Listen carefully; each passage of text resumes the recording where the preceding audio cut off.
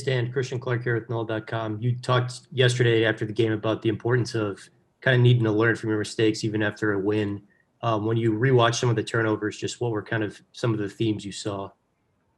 That's a good question, Christian. So obviously when you have 27, there's more than one theme. I think that number one, just some fundamental breakdowns, poor footwork on the traveling, things like that, speeding up, some illegal screens where we didn't do a good job getting ourselves set and the guards didn't wait on picks.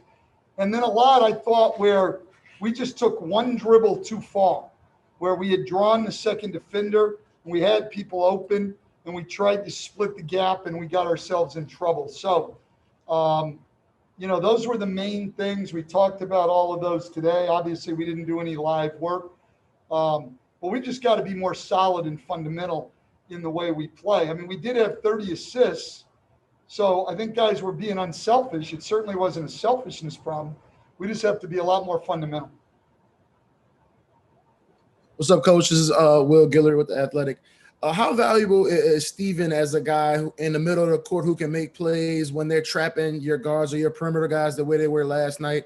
I think we saw him a few times, driving to the rim, kicking it to guys in the corner.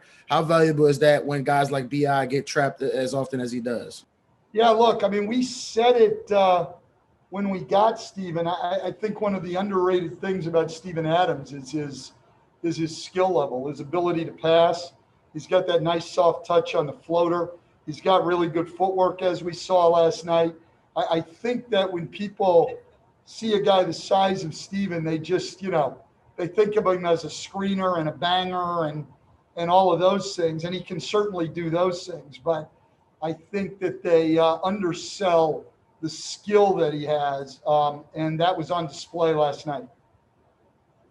Hey, Coach, this is David Grubb from the Bird Rights. I want to go back to the first preseason game against Miami and then compare about what you saw last night. What things did you lay the groundwork for in that game that you saw manifest in the way your team performed against Toronto?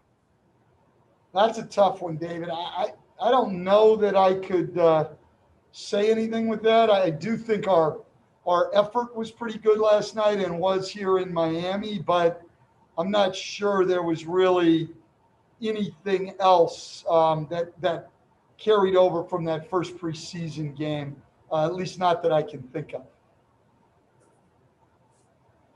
Hey, Coach, it's Andrew from ESPN. Two questions. One, just kind of first, your teams are now 3-0 when you have 27 turnovers in a game. So I'm guessing that's a formula you should try to replicate, right?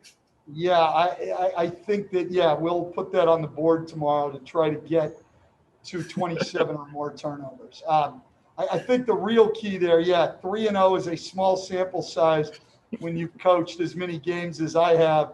And the fact that it's only happened 3 times tells you how bad we were with the ball last night. So we got a long way to go. I think none of us are kidding ourselves on that. It was a good win. We showed great resilience. We did some very good things, but we also did a lot of things that we know have to improve greatly for us to have the kind of season that we want. And one more on Steven, kind of going back to Will's question. How much of what he does are just things that are not going to show up in the box score every night? Well, I mean, I think a lot of it. I mean, his help defense, his screen setting, his ability to execute offense. None of those things show up, and they help your team immensely. So not everything that affects winning shows up in a box score, and not everything in a box score affects winning. Hey, Christian Clark here again. You guys put up 38 in the third quarter. When you guys are just rolling like that, I mean, last night, for example, how much are you calling plays and how much you're just saying, like, you guys go? Well, listen, on misses, when we get stops, we're always just going. And quite honestly, that's when we've been at our best through the preseason and through the first game. When we're out in transition, we've got 2 really good point guards who can make plays in the open floor. So that's where we're at our best. We've got to get better playing against set defense in the half court. That hasn't been nearly good enough. And a large part of that is me. I have to find a structure and a balance between a structure and a freedom that will allow our guys to flow a lot better than we are right now. That's one, quite honestly, where our players are going to have to overcome me until I get that figured out. I thought we were pretty good in our set offense when we called plays, particularly in the second quarter, but off-made buckets, pushing it up the floor, we just have not been good.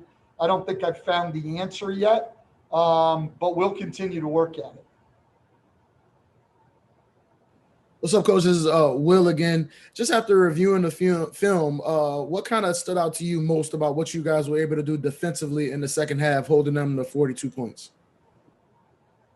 Well, I thought we did a much better job in our schemes and our pick and roll defense, not letting the ball get to the rim. And because the ball didn't get as deep, our closeouts were a little bit shorter on the threes, so we were able to contest a little bit better. But just being honest and being fair, like, we were a little bit better on our contests, and they just didn't shoot the ball well in the second half. And usually when you look at a number like 3 for 22 from three, it's going to be a balance of both. We did a better job, but they also missed, and we're happy that they did. So I'll give our defense some credit on that, but also they just had a rough half shooting the ball.